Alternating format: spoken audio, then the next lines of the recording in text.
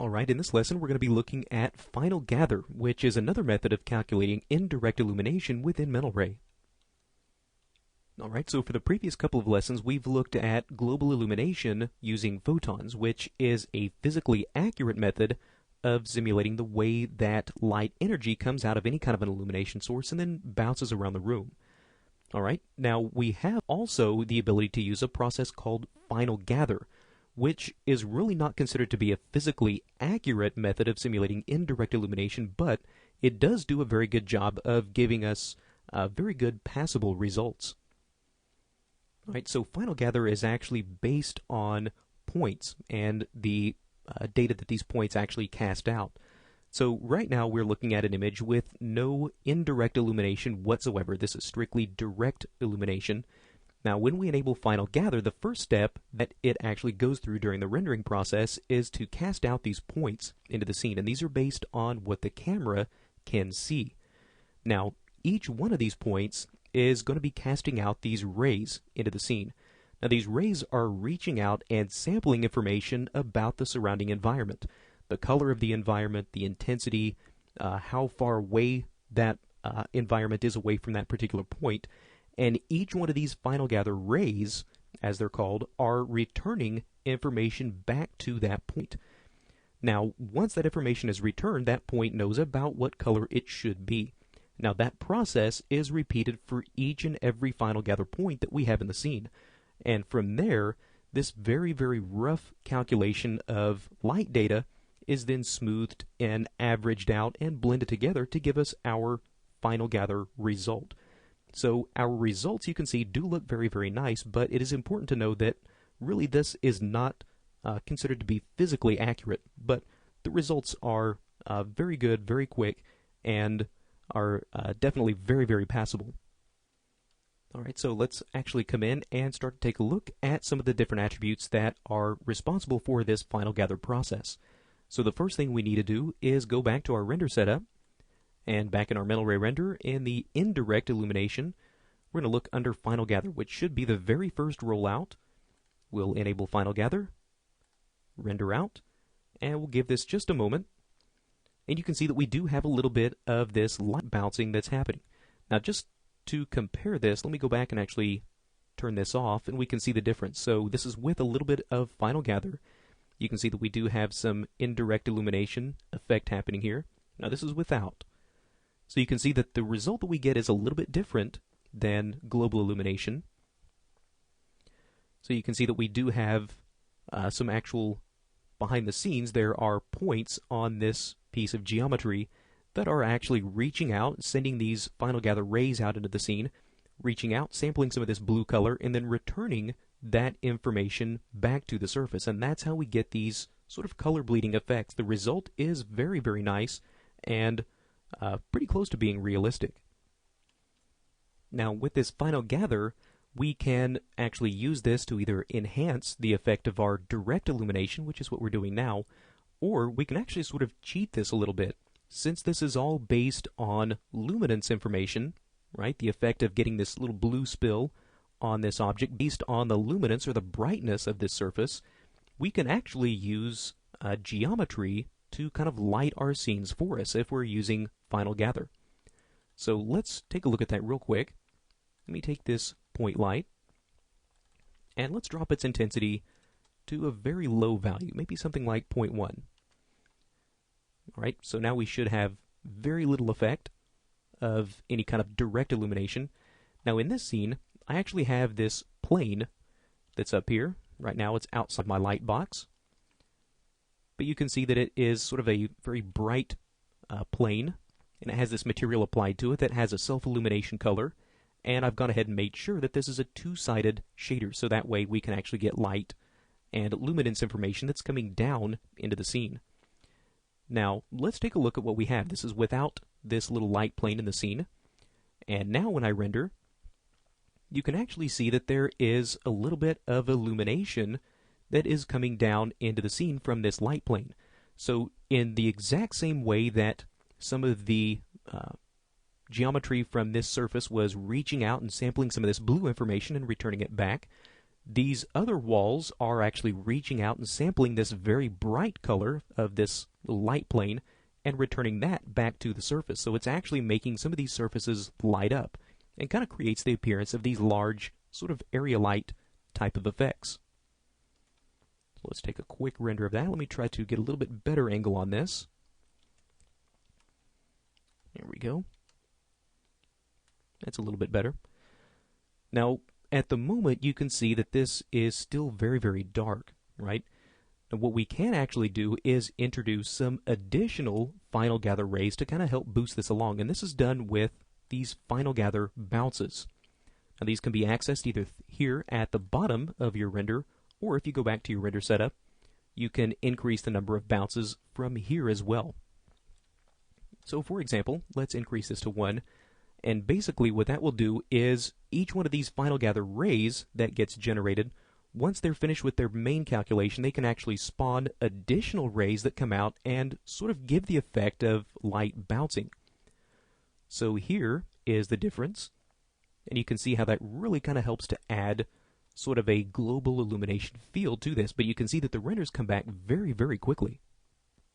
And again, just about all of the illumination or all the lighting that we see is coming from the luminance information of this light plane that we have up here. Now, Final Gather does kind of have its drawbacks. You can see it is very quick, and it is very good looking as far as the final result that we get. But it does have some drawbacks as far as having noise in it. You can see that we do have a lot of splotchiness back here. Now, we do have controls that we can start to come in and make some adjustments to that. So right now is the Final Gather point density, or the initial density. And what that's basically going to do is take a final tally of the number of final gather points. That was the first little slide that we looked at whenever we were looking at the final gather points, those actual green dots. This is controlling how many of those are actually going to begin casting out rays and be used in the final calculation. Now, the higher this number, the more accurate your result is going to be, but the slower your result is going to be. So if I increase this to something like 0.5 and start to re-render, now you can see the results are going to start to be a little bit more accurate, and we start to get now a little bit more detail into some of these areas, but you will definitely start to notice a slowdown in your render as this value gets higher and higher. All right, and I went ahead and just paused that while we were waiting for that render to come back. So below that, we have the number of rays per final gather point. Now, again, those were those sampling rays that were being sent out into the scene. We do have control over how many of those are going to be used. Again, 30 is really to be used for preview purposes. If we're going to use something for production values, we probably want to make this quite a bit higher. Probably at least on the level of 100 rays per final gather point. And you can start to see by increasing the number of rays, we do start to smooth out our final results. But if you're following along and actually rendering along with me, you'll start to notice also that the higher the number of points, the slower your renders are going to start to become. Now, just below that, we have control over how many final gather points Mental Ray is actually going to be looking for and trying to smooth your results over that number of points. Now, again, higher number is going to mean smoother results, but probably a slower render time. Let's say if we just want this to interpolate over 1 point, we should start to get a very, very jagged result. All right, you can see that's exactly what we get, these definite chunky effects, because there is no blending happening between any of these final gather points. So definitely want to make sure that this is a nice high number. Again, you do want to make sure that you kind of find a mixture of speed and accuracy. There we go. And now you can start to see that these results are now quite a bit smoother. All right. So below that, and actually just above it as well, we actually have two different intensity multipliers. One for the primary rays that are going to come out from each one of these points. And then if we're using any secondary bounces, we also have an intensity multiplier for those as well. Now, an intensity multiplier, in case you're wondering, works pretty much just like simple math does. If you take the intensity or any kind of a numerical value, let's say one of these points is actually returning a certain intensity value back to the renderer. If you take that number, multiply it by 1, the end result will always be that number. So with an intensity multiplier of 1, we're always using that full intensity value that point is returning back. Now, if our intensity value or our multiplier is set to 0, what in math, if you take any number and multiply it by 0, the result will always be 0. So if our intensity multiplier is set to 0, we're using 0 amount of that intensity that's being reported by that point. Anything between 0 and 1, we're just using some kind of a percentage of that intensity value. Now, once we start to take this multiplier up past a value of 1, then we start to boost and increase the intensity of that point that gets returned back. So really, that's kind of how an intensity multiplier works. It's ideally meant to be used between 0 and 1, but if you need to take it up higher than 1 to just give yourself a quick boost, then you can always do that as well. So if I were to take the intensity of the primary rays up to a value of 1.5 and re-render, and I'll just pause this while we wait.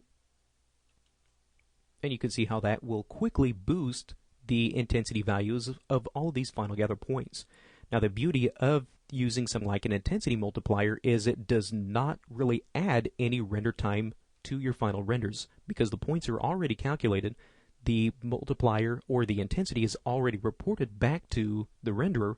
All we're doing is taking those values and then increasing them by whatever amount. So we don't have to worry about adding any render time by adjusting these intensity multipliers. All right.